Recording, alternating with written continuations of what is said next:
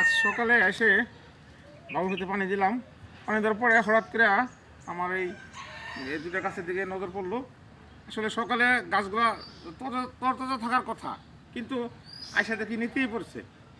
এই সমস্যাটা আমার 2-3 দিন আগেও ছিল। আমি এই ক্যাম্পেইন এই বিষটা দিয়েছিলাম, এই ভাবছিলাম ছত্রাকনাশক হিসেবে দিয়েছিলাম। এটা ছত্রাক মনে করি আমি এই বিষটা দিয়েছিলাম। এটা হলো মেনকোজ 63% আর কার্বোনাজিম হলো 12%।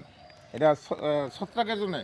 কিন্তু এখন দেখি যেহেতু ছত্রাকনাশক দেওয়ার পরেও এটা যাচ্ছে না, তার মানে এই যে এই পাতাটা নেতিয়ে যাচ্ছে।